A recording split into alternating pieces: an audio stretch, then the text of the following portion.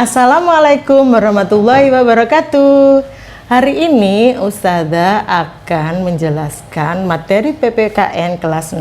Oh ya, sebelumnya perkenalkan dulu, nama saya Ustazah Yunita.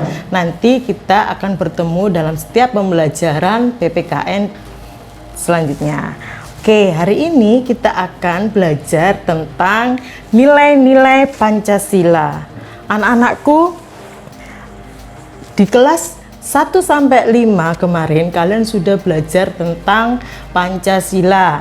Yang pertama yaitu intinya Pancasila terdiri dari 5 dasar. Panca, 5 sila dasar. Jadi terdiri dari 5 dasar negara.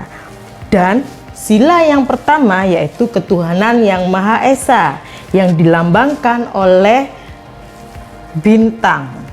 Kemudian sila kedua, kemanusiaan yang adil dan beradab, dilambangkan dengan lambang rantai. Sedangkan yang ketiga yaitu sila persatuan Indonesia, dilambangkan dengan pohon beringin. Sila keempat dilambangkan dengan kerakyatan yang dipimpin oleh hikmat kebijaksanaan dalam permusyawaratan perwakilan. Sedangkan sila kelima yaitu dilambangkan dengan padi dan kapas yang berbunyi keadilan sosial bagi seluruh rakyat Indonesia. Nah, hari ini yang akan kita pelajari adalah nilai-nilai yang terkandung pada setiap sila, butir-butir sila tersebut. Dan yang akan kalian lakukan adalah pengamalannya dalam kehidupan sehari-hari.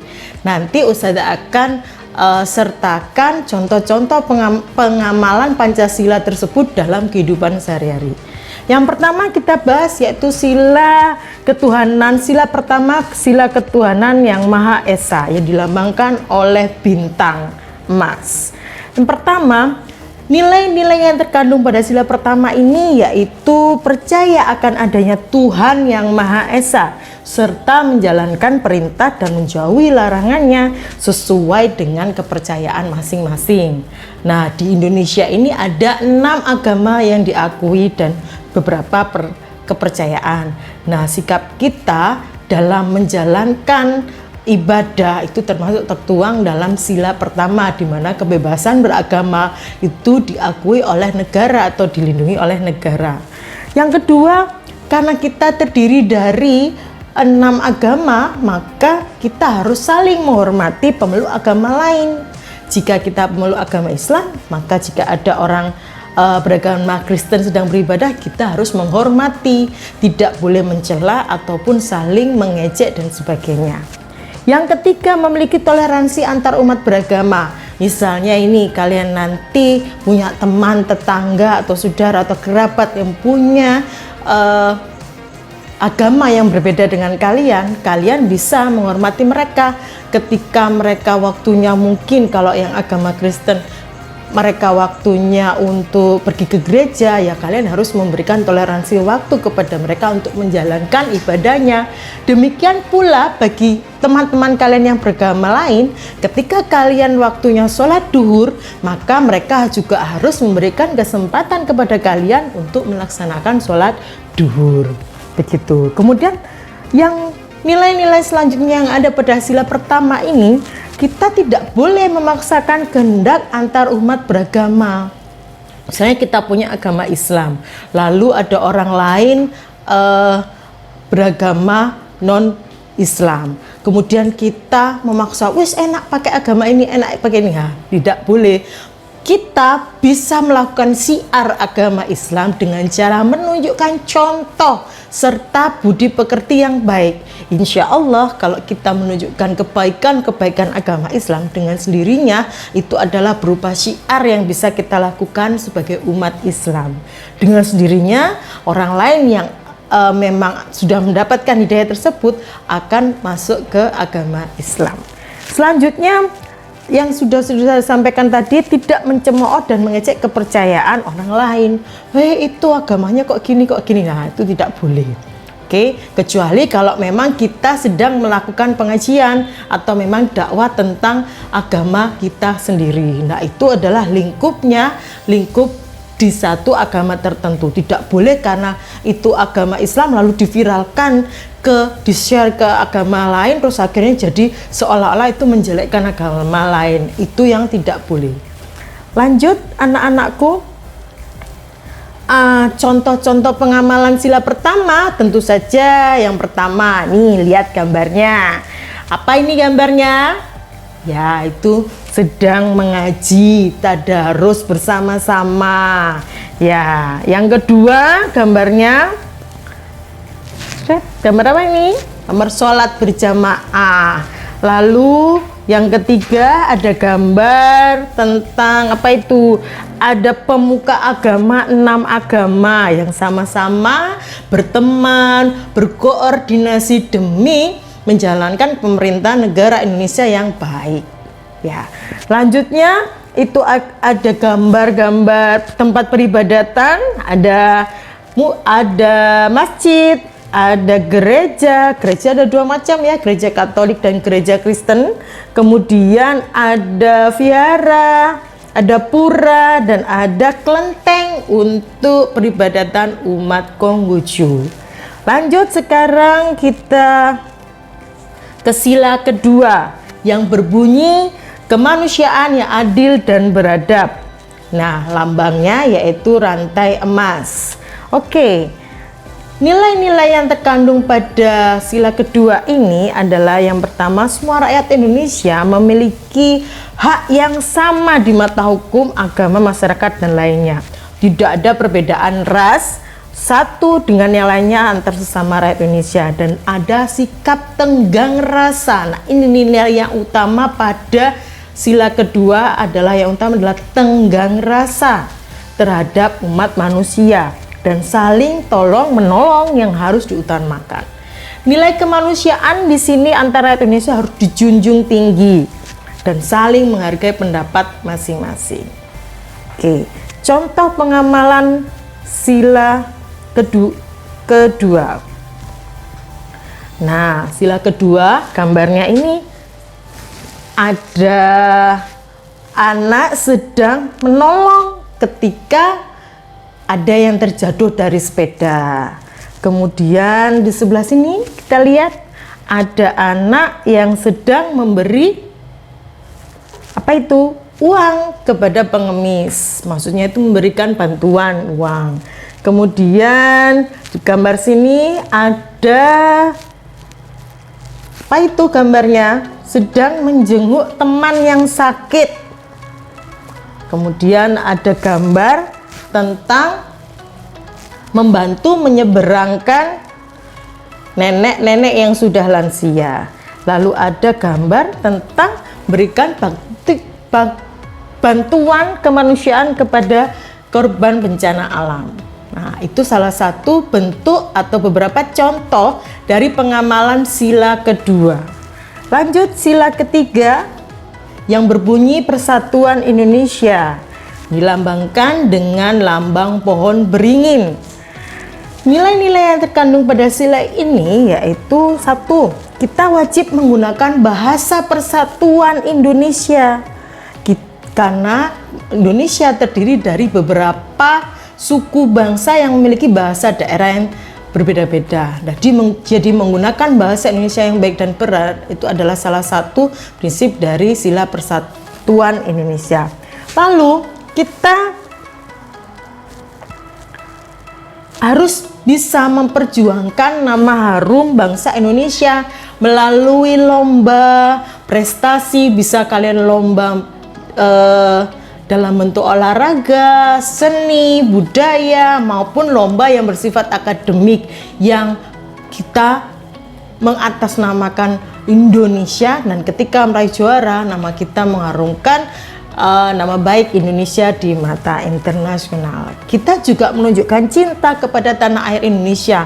Bentuk cinta tanah air kepada Indonesia itu salah satunya gampang.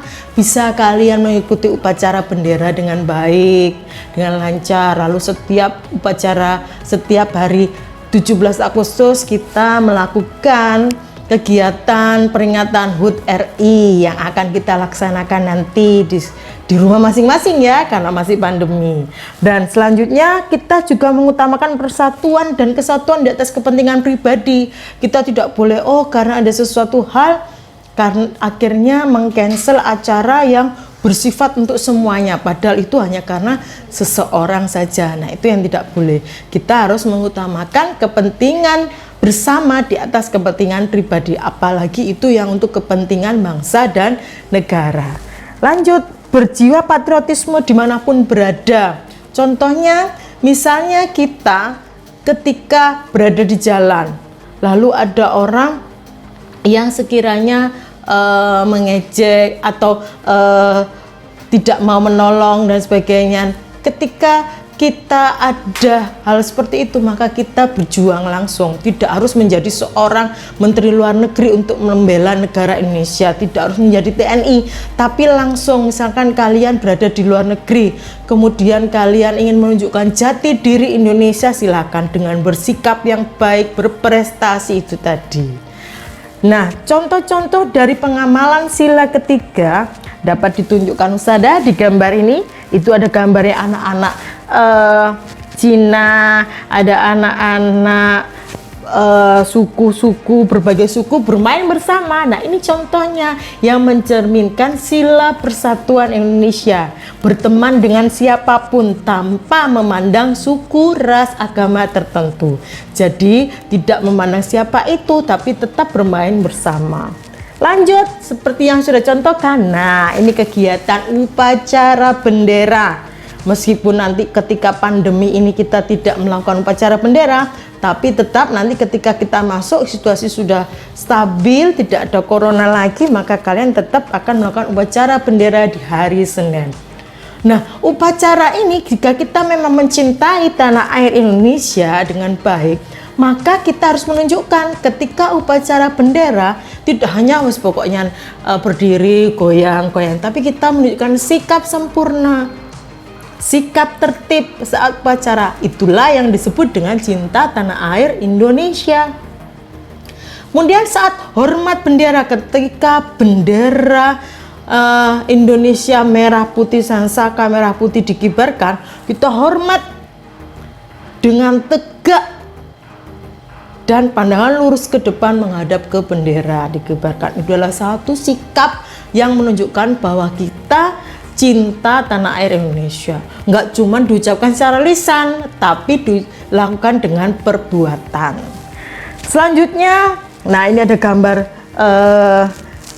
cewek, ada perempuan mengibarkan bendera. Nah, itu salah satu contoh sikap patriotisme, menunjukkan sikap patriotisme terhadap Indonesia. Lanjut, yang ketiga, ada gambarnya apa ini ya? Oh, ini menjadi pemenang lomba. Nah, ini adalah contoh menunjukkan bahwa dia berpartisipasi terhadap lomba dan dia mengharumkan nama baik Indonesia. Selanjutnya, loh, ini seperti gambarnya Ustadz Bambang ini ya. Oh, bukan.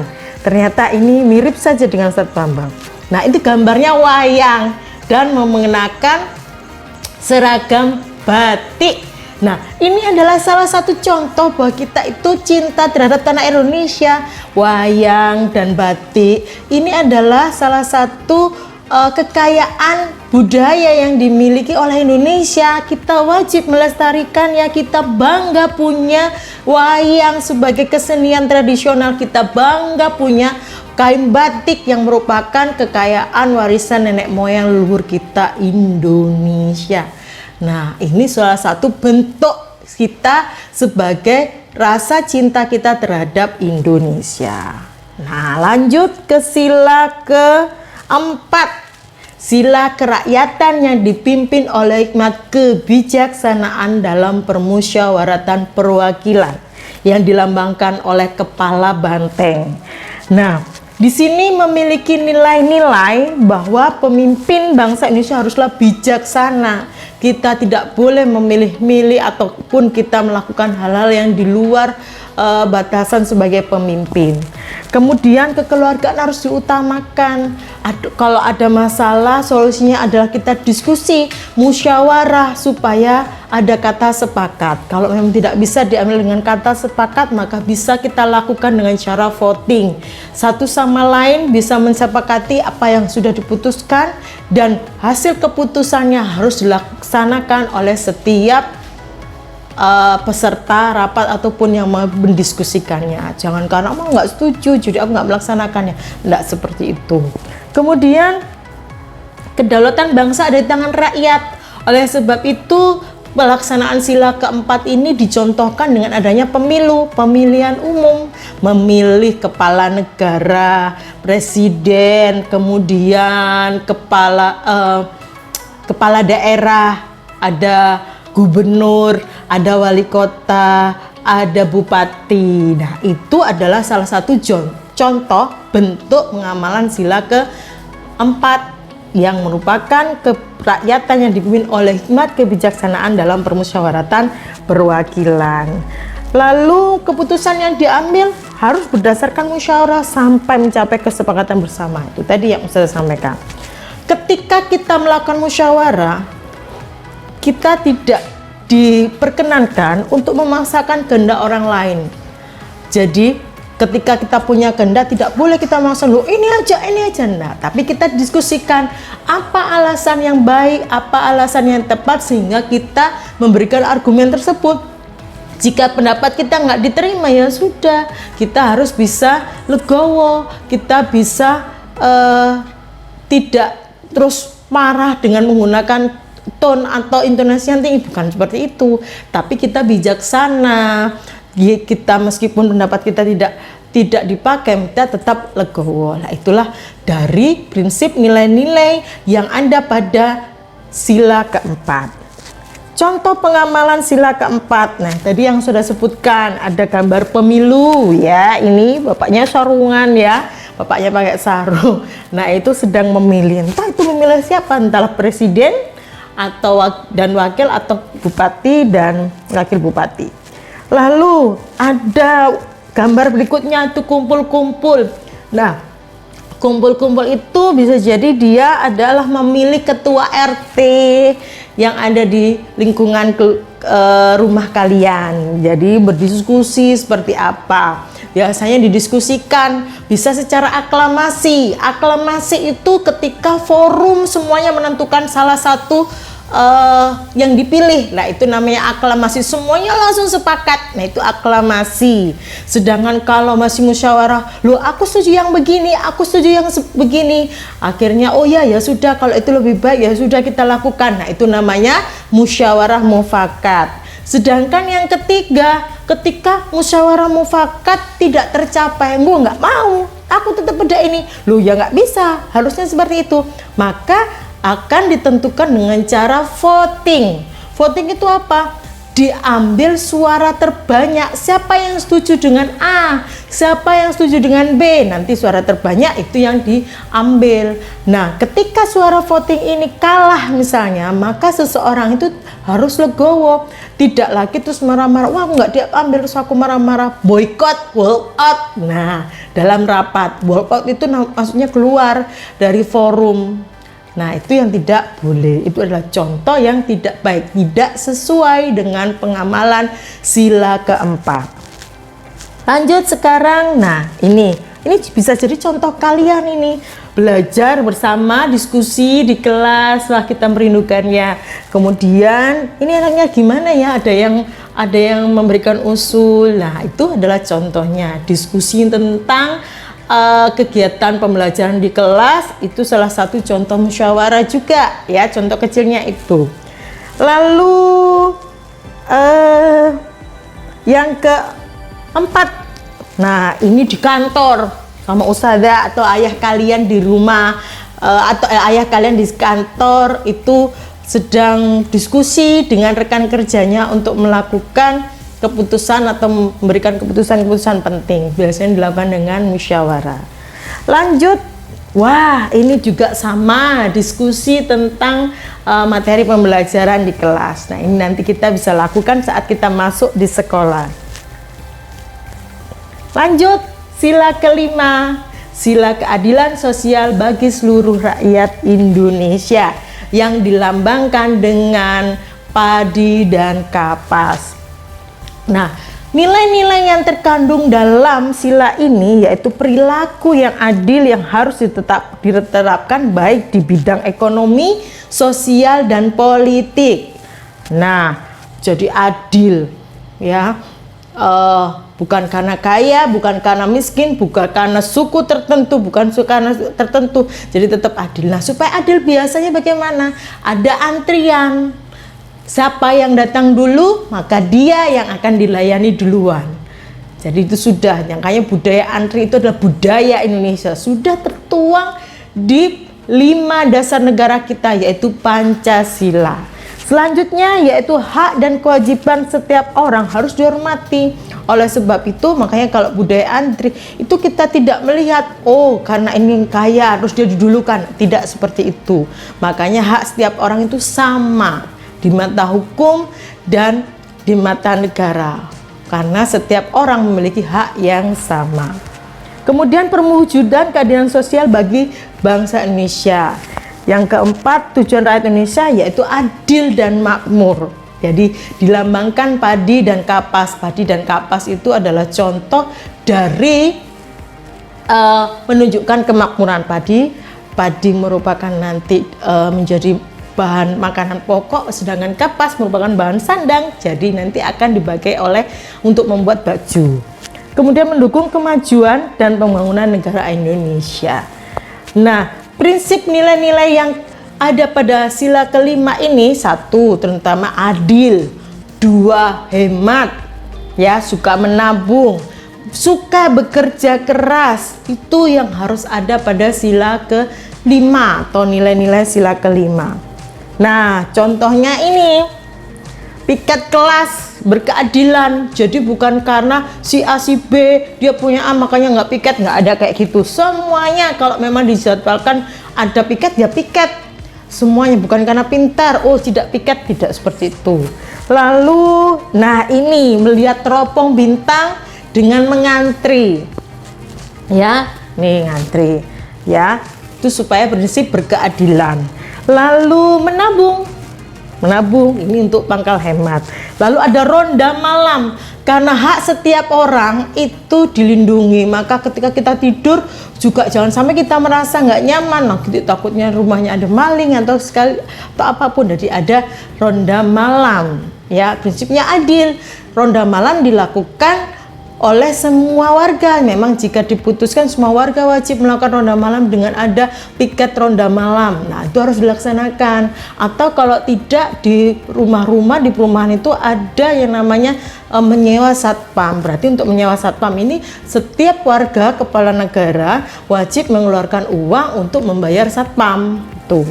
Lalu yang terakhir yaitu hemat air. Ini adalah satu prinsip supaya berkeadilan juga, supaya semuanya bisa mendapatkan sumber energi yang tercukupi. Oke, demikianlah tadi materi Ustazah pada hari ini tentang nilai-nilai Pancasila. Semoga kalian bisa mengaplikasikannya dalam kehidupan sehari-hari. Demikian penyampaian Ustazah. Harapan Ustazah yang paling utama dari materi pembelajaran PPKN itu adalah kalian melaksanakannya. Jadi dalam kehidupan sehari-hari dimanapun kalian berada, kalian menerapkan pengamalan nilai-nilai Pancasila. Oke, terima kasih. Sampai jumpa. Wassalamualaikum warahmatullahi wabarakatuh.